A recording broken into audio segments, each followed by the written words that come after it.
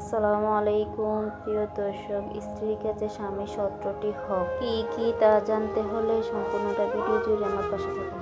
সংসারে শান্তি আনতে হলে মেনে চলুন, কথা বলুন। স্বামী স্ত্রী একে অপরের অঙ্গরূপ, সুতরাং একে অপরের হকের প্রতি লক্ষ্য রাখবেন, তাহলে দাম্পত্য জীবন সুখের হবে। আজ আমরা জেনে নেব ইসলামের দৃষ্টিতে স্ত্রীর কাছে থাকা স্বামীর 17টি হকের কথা। 1. সর্বদা স্বামীর মন জয় করার চেষ্টা করা। 2. স্বামীর সাথে অসংযত আচরণ না করা, স্বামীকে কষ্ট না দেওয়া।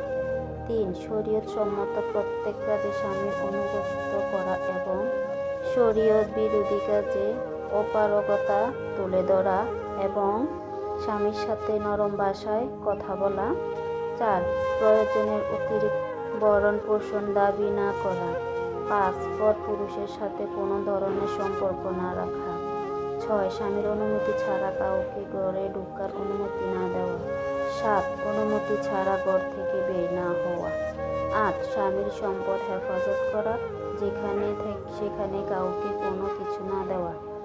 9. স্বামীকে অসন্তুষ্ট করে অতিরিক্ত নফল নামাজে মশগুল না হওয়া, অতিরিক্ত নফল রোজা না রাখা। 10. স্বামী মেলামেশার জন্য আহ্বান করলে শরীয়ত সম্মত কোনো ওজর না থাকলে আপত্তি না করা। 11. স্বামীর আমানত হিসেবে নিজের ইজ্জত হেফাজত করা, কোনো ধরনের খেয়ানত না করা। 11. স্বামী দরিদ্র কিংবা অসুন্দর হওয়ার কারণে তাকে তুচ্ছ না করা। 13. স্বামীকে কোনো গুনাহের কাজ করতে দেখলে আদরের সাথে সম্মানের সাথে নরম মেজাজে তাকে বোঝানো এবং তাকে বিরত রাখা। 14. স্বামীর নাম ধরে না ডাকা। 15. কারো কাছে স্বামীর দোষ ত্রুটি বর্ণনা না করা।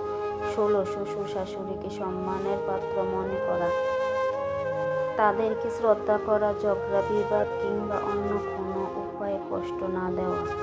17. সন্তানদের লালন পালনে অবহেলা না করা। আল্লাহ তাআলা আমাদের মা বোন এবং সমাজের প্রত্যেকটি স্ত্রীকে এই গুণগুলোতে গুণান্বিত হওয়ার তৌফিক দান করুন। আমিন। আসসালামু আলাইকুম।